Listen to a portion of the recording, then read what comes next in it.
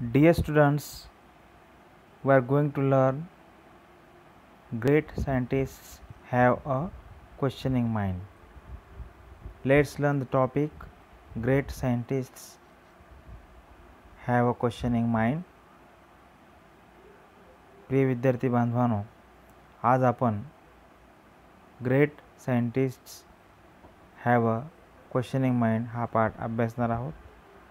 Great scientists म्हणजेच थोर वैज्ञानिक, हॅव अ क्वेश्चनिंग माइंड म्हणजेच थोर वैज्ञानिकांमध्ये जिज्ञासू वृत्ती असते किंवा थोर वैज्ञानिकांचं मन हे कुतूहलपूर्ण असतं, जिज्ञासापूर्ण असतं. म्हणजेच थोर शास्त्रज्ञ हे जिज्ञासू असतात, कुतूहल असणारे असतात, जाणून घेण्याची त्यांची वृत्ती असते. थोडक्यात एक लक्षात ठेवा की थोर वैज्ञानिक हे जिज्ञासू असतात. तर चला आपण बघूया great scientists have a questioning mind.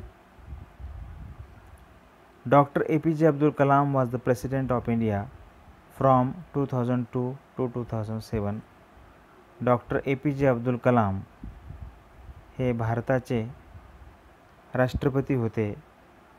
सन 2002 पासून सन 2007 पर्यंत ते भारताचे राष्ट्रपती होते. इथे डॉक्टर APJ अब्दुल कलाम यांचा फोटो किंवा यांचं चित्र दिसत आहे.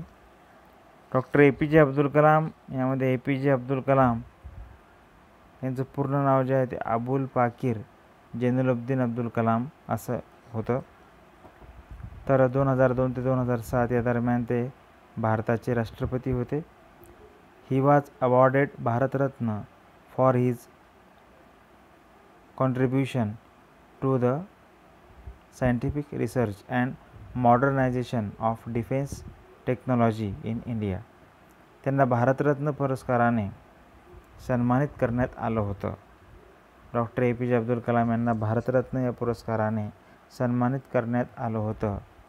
त्यांनी दिलेल्या भारताच्या वैज्ञानिक संशोधन आणि संरक्षण तंत्रज्ञानाचे आधुनिकीकरण यामध्ये त्यांनी जे योगदान दिलं होतं त्या महत्त्वपूर्ण अमूल्य अनमोल अशा योगदानासाठी त्यांना भारतरत्न पुरस्काराने सन्मानित करण्यात आलं होतं. ही लव्ड चिल्ड्रन, ते असे व्यक्तिमत्व होते की त्यांना लहान मुले खूप आवडायची, लहान मुलांना ते प्रेम करायचे. His books and ideas have inspired many young Indians. त्यांच्या पुस्तकांनी आणि त्यांच्या कल्पनांनी, त्यांच्या विचारांनी अनेक तरुणांना, भारतीय तरुणांना प्रेरणा दिली होती किंवा प्रेरणा देतात. त्यांची जी पुस्तके आहेत, त्यांचे विचार आहेत, त्यांच्या कल्पना यांनी अनेक भारतीय तरुणांना प्रेरणा दिलेली आहे. In this passage he talks about another great Indian scientist CV Raman. आणि या परिच्छेदामध्ये, या पाठामध्ये त्यांनी ग्रेट इंडियन सायंटिस्ट, एक थोर भारतीय वैज्ञानिक CV रमन यांच्याबद्दल ते बोलत आहेत.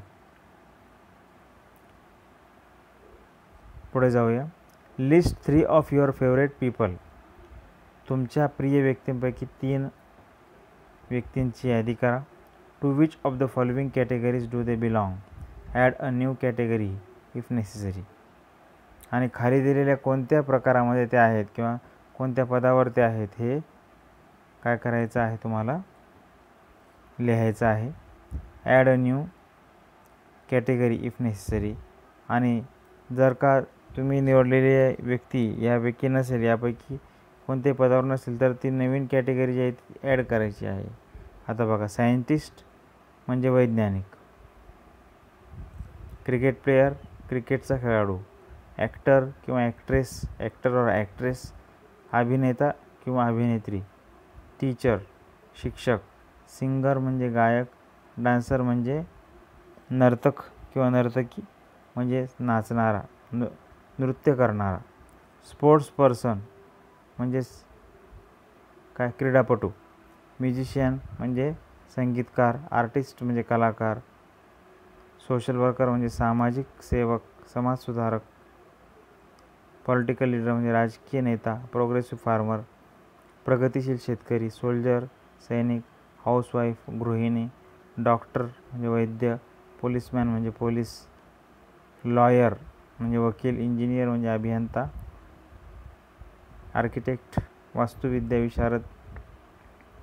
बिझनेसमॅन म्हणजे व्यापारी. आणि जर्नलिस्ट म्हणजे पत्रकार. यापैकी जे कोणी ते असतील तुम्ही त्यांची यादी बनवलेली आहे ते त्यांच्यासमोर तुम्ही नमूद करू शकता बाळांनो. बघा, leaders have to understand people's problems. They work hard. I want to be a political leader. बघा, इथे दिलेलं आहे की नेते जे आहेत त्यांनी लोकांच्या समस्या समजून घेतल्या पाहिजेत. Not leaders have to understand people's problems. नेत्यांना लोकांच्या समस्या समजून घ्याव्या लागतात. They work hard. ते खूप मेहनत घेतात. I want to be a political leader. मला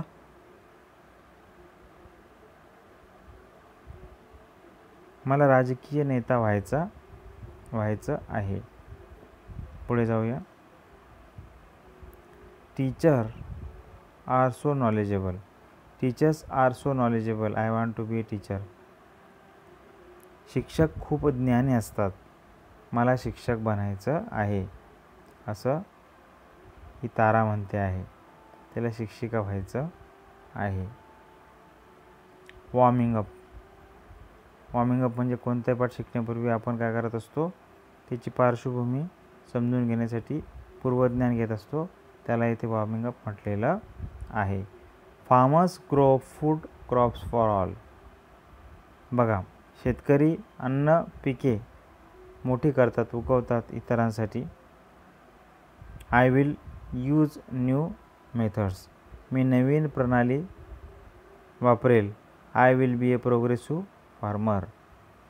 मी एक प्रगतिशील शेतकरी बनेल. Cooking is an art. I want to be a chef. Cooking is an art. अन्न बनवणे ही एक कला आहे आणि मी I want to be a chef. मी चांगला स्वयंपाकी बनण्याची माझी इच्छा आहे. Chefs do so many experiments in the kitchen. आणि जे स्वयंपाकी असतात ते काय करतात, आचारी जे असतात ते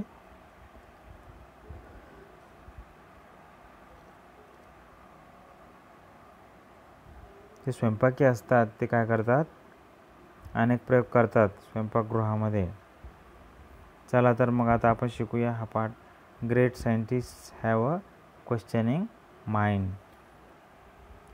great scientific minds are restless with questions. जे थोर वैज्ञानिक मन असतात ते रेस्टलेस असतात, म्हणजेच अविश्रांत असतात. त्यांच्या मनात अनेक प्रश्न असतात. They keep asking why does this happen.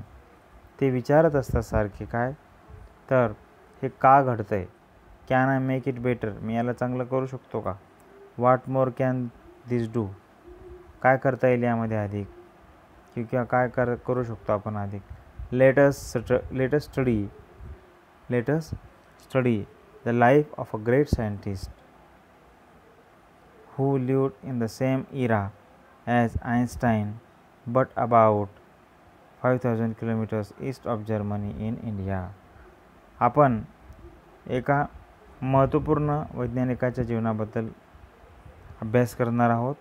who lived in the same era as Einstein. Einstein जो महान शास्त्रज्ञ होऊन गेला, अल्बर्ट आइन्स्टाईन, त्याच्याच काळात होऊन गेलेला हा शास्त्रज्ञ मात्र जर्मनीच्या पूर्वेकडे 5,000 किलोमीटरवर भारतामध्ये हा शास्त्रज्ञ होऊन गेला. Born in Tiruchirappalli in southern India. दक्षिण भारताच्या तिरुचिरापल्ली येथे या महान शास्त्रज्ञाचा जन्म झाला. In the year 1888. 1888 या महान शास्त्रज्ञाचा जन्म झाला. Raman grew up to be one of the greatest scientist in India. आणि भारतातील महत्त्वपूर्ण थोर वैज्ञानिकांपैकी रमन हे एक होते. म्हणजे तिरुचिरापल्लीला ज्यांचा जन्म झाला, जे महान शास्त्रज्ञाबद्दल आपण बघतोय ते कोण? Raman, C.V. Raman, Chandrashekhar Venkat Raman. He was a bright student right from the start and was deeply interested in optical science and acoustics. बघा, ते लहानपणापासून सुरुवातीपासून अतिशय तेजस्वी विद्यार्थी होते and was deeply interested in optical science and acoustics. आणि त्यांना अतिशय रस होता, कशामध्ये? आवड होती ऑप्टिकल सायन्समध्ये. त्यांना प्रकाश विज्ञानामध्ये आवड होती आणि त्याचप्रमाणे ध्वनी विज्ञानामध्ये आवड होती. ऑप्टिकल सायन्स म्हणजे प्रकाश विज्ञान, अकॉस्टिक्स म्हणजे ध्वनी विज्ञान. This is what perhaps led him to discover that mridangam. This is what perhaps led him to discover that the mridangam and the tabla produced more melodious sounds than any other percussion instrument. आणि त्यामुळेच मृदुंगम आणि तबला यांच्यामधून अतिशय सुंदर सुमधुर असा आवाज येतो इतर ध्वनी साधनांपेक्षा. हे ते चांगल्या प्रकारे काय करू शकले? शोधू शकले. He was fascinated by colourful things, be it a flower, butterfly or gem. त्यांना रंगीत वस्तूंचं अतिशय आकर्षण वाटायचं किंवा होतं त्यांच्या मनामध्ये आकर्षण. मग ते फुल असू द्या, मग ते फुलपाखरू असू द्या किंवा मग रत्न असू द्या. He kept seeking knowledge about everything around him. आणि आजूबाजूला असलेल्या प्रत्येक बाबीविषयी ज्ञान प्राप्त करण्याची त्यांची लालसा असायची आणि ते त्याचा शोध घेत असायचे. बघा, he became a scholar in sound and sound related physics. ते ध्वनी आणि ध्वनी संबंधित पदार्थ विज्ञानामध्ये अतिशय विद्वान होते, म्हणजे भौतिकशास्त्रामध्ये ते अतिशय विद्वान होते. One day a ship sailed from the port of London towards Calcutta. म्हणजे लंडनपासून निघालेलं जहाज हे कलकत्ताकडे जात होतं. On board was young C.V. Raman, who had delivered a lecture on the acoustics of the violin in London. मग त्यांनी म्हणजे on board त्या जहाजावर ते तरुण व्यक्तिमत्व जे होतं C.V. रमन, चंद्रशेखर वेंकट रमन ते होते. त्यांनी लंडन म्हणजे ध्वनिविज्ञानावर, व्हायोलिनच्या ध्वनिविज्ञानावर त्यांनी व्याख्यान दिलं होतं. He was now on the ship's deck gazing at the blue waters of the ocean. आता ते त्या जहाजाच्या डेकवर होते आणि ते काय करत होते? तर समुद्राच्या, महासागराच्या निळ्या पाण्याला ते निरखून पाहत होते, ते एकटक पाहत होते. As he glanced at the sky which was of the same shade as the ocean, a series of questions popped up in his head. आणि ज्याप्रमाणे मग त्यांनी समुद्राकडं बघितलं, तसेच आकाशाकडं बघितलं आणि सेम शेड सारख्याच रंगाचं त्यांना ते दिसलं, ब्ल्यू निळ्या रंगाचं. A series of questions popped up in his head. त्यांच्या डोक्यामध्ये अनेक प्रश्न निर्माण झाले. Why are both the sea and the sky blue in colour. का बरं हे समुद्र आणि आकाश हे निळ्या रंगाचं आहे? What is the science behind this occurrence. आणि यामागील काय विज्ञान असेल? हे घडण्यामागे काय विज्ञान असेल? याचा विचार त्यांनी केला. हा असे प्रश्न त्यांच्या मनामध्ये आले. आता आपण यातील महत्त्वाचे शब्द किंवा महत्त्वाचे प्रश्न वगैरे इथे जे दिलेले आहेत ते आपण बघूया थोडक्यात. Why are great scientific minds restless? Because they want to gain answer of their questions. Okay, त्यांच्या मनातील प्रश्नांची उत्तरे त्यांना प्राप्त करून घ्यायची असतात. म्हणून काय? Great scientist are of restless mind. म्हणजेच जे महत्त्वपूर्ण थोर शास्त्रज्ञ असतात, महान वैज्ञानिक असतात, त्यांची मनं ही कशी असतात? रेस्टलेस असतात, अविश्रांत असतात. वाज रमन इंटरेस्टेड इन आर्ट्स. त्यांना कलेमध्ये त्यांचा रस होता का? कोणत्या कलेमध्ये? त्यांचा कलेमध्ये रस होता का? कला विषयामध्ये? तर त्यांचा अकॉस्टिक्समध्ये रस होता.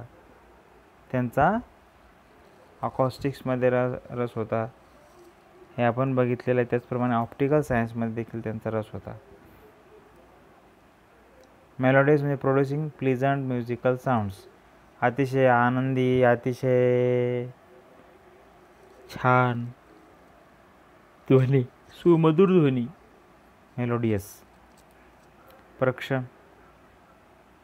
पर्क्शन म्हणजे musical instruments played by striking, beating और टॅपिंग, म्हणजेच संगीत साधन प्लेड बाय स्ट्रायकिंग, बीटिंग और टॅपिंग, म्हणजेच आपण वाजवून म्हणा किंवा तार छेडून किंवा त्याच्यावर थाप मारून जे संगीताचं साधन असतं, संगीत निर्माण करणारं साधन असतं, त्याला इथं पर्क्शन असं म्हटलेलं आहे. पर्क्शन हा शब्द आहे म्हणजेच संगीत साधन. आपण हे लक्षात ठेवणार आहोत. पुढे जाऊया बाळांनो. His mind seem to suggest that the reason could be the scattering of light by water molecules. However his theory was yet to be proved scientifically. आणि मग आकाशाचा रंग, समुद्राचा रंग हे निळे दिसतात, काय कारण असेल? Scattering of light by water molecules, म्हणजेच पाण्याच्या रेणूमुळे ज्या प्रकाशाचं विकिरण झालं, म्हणजे विखुरले गेले प्रकाशाचे किरणे, त्यामुळे हे घडलं असं त्यांच्या लक्षात आलं किंवा त्यांनी हे शोधलं. However his theory was yet to be proved scientifically. आणि आतापर्यंत त्यांची थेअरी जी होती ती सायंटिफिकली वैज्ञानिकदृष्ट्या सिद्ध झालेली होती का? तर नव्हती. अद्यापपर्यंत ती वैज्ञानिक दृष्टीने सिद्ध झालेली नव्हती. When the ship anchored at Calcutta, the young man immediately went on to conduct experiments to prove his theory. आणि मग जसं कलकत्त्याच्या बंदरावर ते जहाज पोचलं, त्यानंतर या तरुण शास्त्रज्ञानं काय केलं? तत्परतेने विविध प्रयोग केले. त्यांची जी थेअरी होती, त्यांचा जो सिद्धांत होता तो सिद्ध करण्यासाठी. His research in optics, the science of light, रिझल्टेड in the discovery of Raman effect. आणि मग त्यांनी प्रकाश विज्ञानामध्ये हा जो शोध लावला, याला रमन इफेक्ट म्हणून मान्यता मिळाली. He announced it to the scientific world in March 1928. आणि वैज्ञानिक जगामध्ये त्यांनी याची घोषणा मार्च 1928 केली. The discovery won him the Nobel Prize for physics in 1930. 1930 या शोधामुळे त्यांना नोबेल पारितोषिक, जे अतिशय काय म्हणता येईल त्याला, खूपच महत्त्वपूर्ण, मोठं आणि सर्व जगात उच्च स्तरावर असलेलं, लौकिक प्राप्त असलेलं नोबेल पारितोषिक त्यांना प्राप्त झालं फिजिक्ससाठी, पदार्थविज्ञान म्हणजे भौतिकशास्त्रासाठी. It was the first time this prize was awarded to an Asian. आणि ती पहिलीच वेळ होती की एका आशिया खंडातील व्यक्तीला हा पुरस्कार प्राप्त झाला होता. The day he discovered the Raman effect, 28 February, was later declared as national science day. आणि नंतर हा जो दिवस होता, हा दिवस 28 फेब्रुवारीचा जो दिवस होता, the day he discovered the Raman effect, 28 फेब्रुवारीला त्यांनी रमन इफेक्टचा शोध लावला होता. मग नंतर हा 28 फेब्रुवारीचा दिवस राष्ट्रीय विज्ञान दिन म्हणून घोषित करण्यात आला.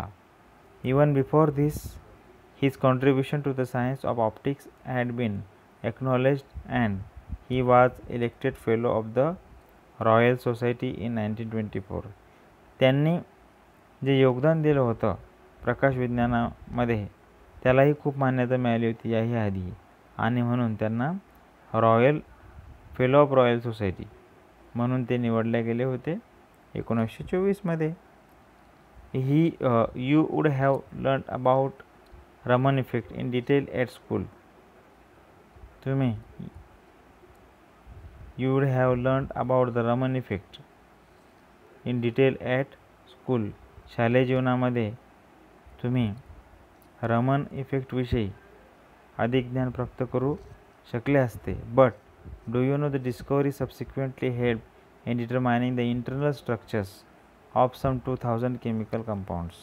तुम्हाला माहीत आहे का 2000 रासायनिक जी संयुगे आहेत त्या संयुगे जी आहेत त्यांचा आतील स्ट्रक्चर जे आतील रचना जी आहे ती शोधण्यामध्ये हा रमन इफेक्ट कामी आला, उपयोगी आला. And can you guess what the cost of equipment that Raman used to prove his theory was a measly 200 rupees. बघा, म्हणजे हा शोध जगाला दाखवून देण्यासाठी जे विविध प्रयोग रमन यांनी केले त्याची किंमत किती होती? फक्त 200 रुपये किंमत होती साधनांची जे त्यांनी वापरले, इक्विपमेंट जे वापरले. Raman strongly failed that scientist should not be confirmed. Raman strongly felt that scientists should not be confined to laboratories to solve scientific problems. म्हणजेच वैज्ञानिक समस्या सोडवण्यासाठी फक्त एका प्रयोगशाळेत स्वतःला बंद करून घेणे हे काही योग्य नाही किंवा हे करायला नाही पाहिजे शास्त्रज्ञांनी, असं रमन यांना तीव्रपणे वाटत होतं. They should search around themselves and find those answers in accordance with the nature. त्यांनी काय केलं पाहिजे तर आजूबाजूला शोध घेतला पाहिजे, आजूबाजूला संशोधन केलं पाहिजे. And find those answers in accordance with nature. आणि निसर्गाशी संबंधित त्यांनी काय केलं पाहिजे त्या प्रश्नांची उत्तरे शोधली पाहिजे.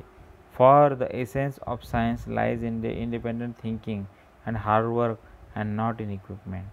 आणि विज्ञानाचं गुपित त्याच्यातच आहे की इंडिपेंडंट थिंकिंग, स्वतंत्र विचारशैली, मेहनत आणि काही साधनांमध्ये ते दडलेलं नाही आहे, तर आजूबाजूला आहे, इंडिपेंडंट थिंकिंगमध्ये आहे, स्वतंत्र विचारामध्ये ते आहे, मेहनतीमध्ये आहे. हाऊ ट्रू, कसं काय, कशा पद्धतीने ते सत्य आहे. Though the oceans and the sky have always been blue in colour it needed a questioning mind with scientific outlook to find the reason behind it. बघा, एखाद्या प्रयोगशाळेत कळेल का की आकाश आणि समुद्राचा रंग निळाच का? प्रयोगशाळेत काही समुद्र आणता येणार नाही किंवा आकाशाची अनुभूती प्रयोगशाळेत काही येणार नाही, प्रत्यक्ष आकाशाची. आणि मग ते म्हणून ते सांगतं की though the oceans and the sky have always been blue in colour. जरी समुद्र आणि आकाश यांचा रंग नेहमीच निळा आहे. It needed a questioning mind. त्याला गरज कशाची होती तर क्वेश्चनिंग माइंडची होती, जिज्ञासू मनाची होती, कुतूहलाने भरलेल्या मनाची होती, विथ अ सायंटिफिक आउटलुक, वैज्ञानिक दृष्टिकोन असलेलं मन, to find the reason behind it, त्यामागचं खरं कारण शोधण्यासाठी. अशा अनेक घटना घडतात पण त्याच्याविषयी कोणी विचारच करत नाही. तर जे थोर वैज्ञानिक असतात त्याच्याविषयी विचारही करतात, वैज्ञानिक दृष्टिकोनातून विचार करतात, त्यांच्या मनामध्ये जिज्ञासा असते. बाळांनो, अशी जिज्ञासा तुमच्याही मनात असली पाहिजे, तर असं कुतूहल तुमच्याही मनात असलं पाहिजे, म्हणजे मग तुमच्यामधून पण काही शास्त्रज्ञ होतील. Some scientist are there in your class, in your school, in your college, but you should think scientifically. You should have question, why does it happen, why did it happen, हे का घडलं, हे कसं घडलं, हे का घडतं, असे प्रश्न तुमच्या मनामध्ये असले पाहिजेत. तर डॉक्टर APJ अब्दुल कलाम यांनी अतिशय सुंदर असा हा पाठ लिहिलेला आहे. हा पाठ आपण अभ्यासला बघा. हे फाइंड आउट काय म्हणते बघूया. What does one have to do to prove a theory scientifically. एखाद्याला थेअरी जे सिद्धांत वैज्ञानिक दृष्टिकोनातून सिद्ध करण्यासाठी काय केलं पाहिजे तर त्याने ते प्रॅक्टिकली सिद्ध केले पाहिजे, प्रयोग केले पाहिजे. one should do experiments, one should do practical. Okay, listen and answer. What won Raman the Nobel Prize for Physics in 1930? For Raman effect of scattering of light. Why was म्हणजे what won, कशामुळे रमन यांना Nobel price मिळाला 1930 साली तर scattering of light म्हणजेच प्रकाश विकिरण या त्यांच्या शोधाला तो पुरस्कार प्राप्त झाला. Y was 28 February declared as national science day?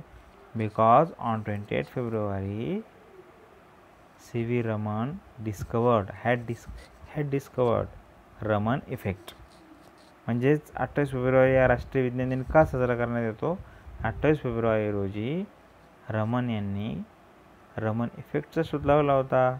According to Raman, what are the qualities of a good scientist? Good scientist should do work hard or should do hard work,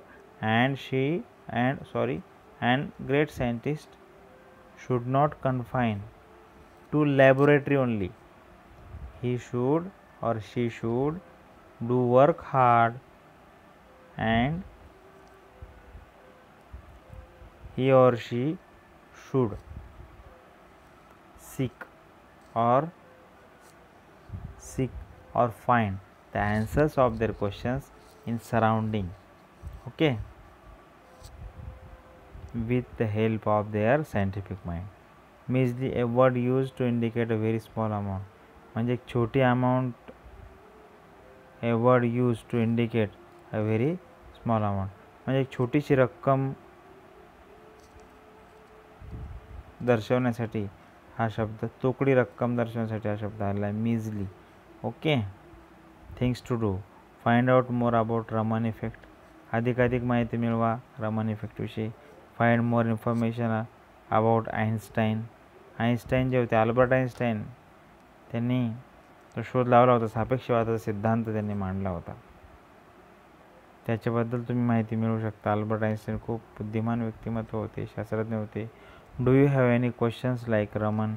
note them down the discuss them with authors. म्हणजे आता रमनच्या मनात प्रश्न होते, C V रमनच्या मनात असे काही प्रश्न तुमच्या मनात आहेत का? तर ते तुम्ही इतरांना सांगा, इतरांसोबत त्याची चर्चा करा. So dear students, we have studied the topic, the name of the topic, great scientists have a questioning mind. I think that you have understood the topic. Dear students, please read this topic, understand this topic, and write this topic, and do solve the questions and write the answers of the questions given below the topic. If you have any query, if you have any question in your mind, please write in comment box.